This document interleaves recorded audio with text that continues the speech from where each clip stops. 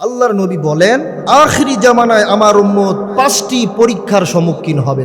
1 নম্বর হলো যখন কোনো জায়গায় জেনা ব্যভিচারে নিমজ্জিত হবে, ওই সমাজে আল্লাহ রব্বুল আলামিন এমন এমন রোগ দেবেন, এমন এমন মহামারী দেবেন, ইতিমধ্যে পৃথিবীতে এরকম মহামারী আর ছিল না। এরকম মহামারী আর ছিল না। এইডস রোগ, ক্যান্সার, করোনা, এরকম রোগ আগে ছিল না। ছিল না কি? আগে ছিল না, কিন্তু দিয়েছেন আল্লাহ রব্বুল আলামিন, আমাদেরকে পরীক্ষা করছেন। আল্লাহর নবী বলেছেন যে তার উম্মতেরা 5টা পরীক্ষার সম্মুখীন হবে।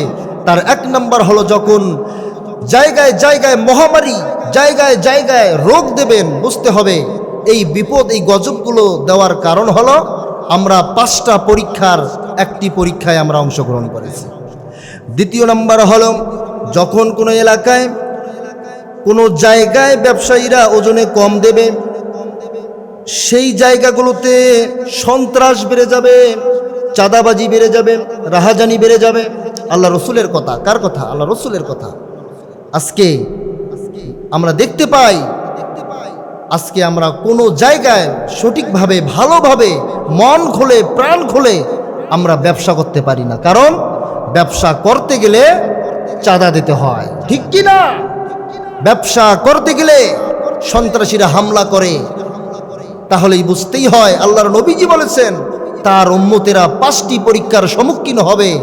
তার 2 নম্বর হলো যখন আমরা ওজনে কম দেয়া শুরু করেছি, সন্ত্রাস তখনই বেড়ে গিয়েছে, রাহাজানি চাঁদাবাজ তখনই বেড়ে গিয়েছে। তাহলে বুঝতে হবে এগুলো আমাদের কামাই। 3 নম্বর হলো যখন মানুষ যাকাত দেয়া বন্ধ করে দেবে, আল্লাহ রব্বুল আলামিন আসমান থেকে বৃষ্টি বন্ধ করে দেবেন, আমরা ফসল ফলাতে পারবো না। কারণটা হলো আজকে আমরা দেখতে পাই এত পরিমাণে আমরা যাকাত দেয়া বন্ধ করে দিয়েছি, আমাদের সমাজের, আমাদের পাশের লোকেরা না খেয়ে আছে। আমরা ইচ্ছা করলে জাকাতের ফান্ড তৈরি করে, জাকাতের অর্থগুলো যদি আমরা তৈরি করতাম, অর্থগুলো তৈরি করে করে যেগুলো মানুষ, অভাব দুঃখী মানুষ না খেয়ে আছেন, তাদের ঘরে ঘরে পৌঁছে যদি দিতাম, তাহলে আল্লাহ রব্বুল আলামিন খুশি হয়ে আসমান থেকে বৃষ্টি আমাদেরকে দিয়ে দিতেন। সুবহানাল্লাহ। আজকে আমরা ফসল ফলাইতে পারি না বৃষ্টির কারণে, পানির কারণে। কারণ হলো আজকে আমরা যাকাত দেয়া বন্ধ করে দিয়েছি, সঠিক নিয়মে সঠিকভাবে আজকে আমরা যাকাত দেই না।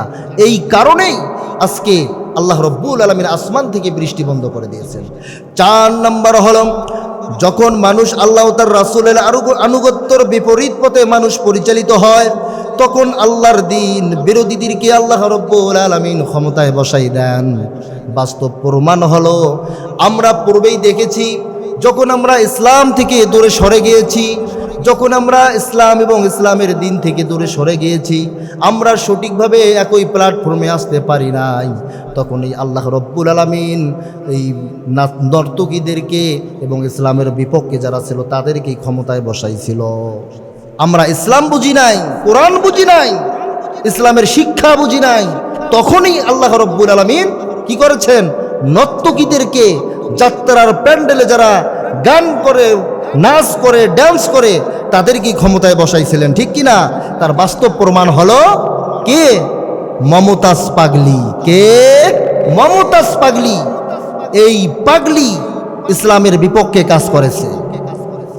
আমরা যখনই ইসলাম থেকে দূরে সরে গিয়েছি, এই মমতাজের মতো নর্তকীদেরকে ক্ষমতায় বসিয়ে দিয়েছেন কে? আল্লাহ। সুতরাং বুঝতে হবে আমরা শেষ জামানার উম্মতের 5টি যে পরীক্ষা আল্লাহ রসুল নেবেন, এটাই বাস্তব প্রমাণ। এমনকি শুধু তাই নয়, রাষ্ট্রীয় ক্ষমতার লোকেরা রাষ্ট্রীয় সম্পদ, জনগণের সম্পদকে নিজের মনে করে যখন ভোগ করা শুরু করেছে, তখনই ওই সমাজের, রাষ্ট্রের ভিতরে গজব দিয়েছেন তিনি কে? তিনি হচ্ছেন আল্লাহ। সম্মানিত হাজিরিন, কি বলবো, ক্ষমতায় আসার আগে 5 গুণ, ক্ষমতায় আসার আগে 5 গুণ, ক্ষমতায় বসার পরে হয়ে যায় 50 গুণ। কথা বলেন ঠিক কিনা? দেখবেন একজন মেম্বার ইলেকশন করে, নির্বাচন করে 30 লক্ষ টাকা ব্যয় করে। একজন চেয়ারম্যান দেখা যায় ইলেকশন করে 50 লক্ষ, 1 কোটি টাকা দিয়ে। আপনারা বলুন তো, যখন যারা চেয়ারে বসে তখন 30 লক্ষ আর 1 কোটি টাকা যে খরচ করলো, আচ্ছা বলুন তো, ক্ষমতায় বসার পরে তারা দুর্নীতি করবে না, তা করবে এটা কি? সম্মানিত হাজিরিন, তাহলে বুঝতে হবে আখিরি জামানের উম্মতেরা 5টি পরীক্ষার সম্মুখীন হবে। বাস্তব প্রমাণ আল্লাহ রসুল দিয়েছেন, ঠিক কি না? 5 নাম্বার হলো আখিরি জামানের উম্মতেরা 5টি পরীক্ষার সম্মুখীন হবে। 5 নাম্বার হলো যখন লোকেরা গান বাজনা হালাল মনে করে উপার্জন করবে। আজকে দেখবেন বিয়া বাড়িতে গান বাজনা ছাড়া বিয়া হয় না, আকিকা হয় ছেলেমেয়ের, গান বাজনা ছাড়া আকিকা অনুষ্ঠিত হয় না। একটু ভালো কিছু আয়োজন করবে, তার মধ্যেও দেখবেন গান বাজনা ছাড়া দেখবেন অনুষ্ঠান সফল হয় না। তার মানে বোঝা যায় অবশ্যই যারা ভালো কাজের মধ্যে গান বাজনা নিয়ে আসে, বুঝতে হবে তারা গান বাজনাকে হালাল মনে করেই নিয়ে আসে। আর তারা যদি গান বাজনা হালাল মনে না করত, তাহলে বিয়া বাড়িতে কমপক্ষে গান বাজনার আয়োজন করতো না, ঠিক কি না? হাজী সাহেবের মেয়ের বিয়া, হাজী সাহেবের ছেলের বিয়া গান বাজনা ছাড়া হবে না, এটা তো হতে পারে না, ঠিক কি না? এরকম হাজী সাহেব, এরকম মুফতি, মুহাদ্দিস, আলেম, এরকম গাজী আমাদের সমাজে কম না বেশি? বুঝতে হবে যে সমাজের আলেমদের বিয়ে বাড়িতে, আলেমদের ঘরে গান বাজনা থাকবে, বুঝতে হবে সে আলেম নেমে জালেম, ঠিক কি না?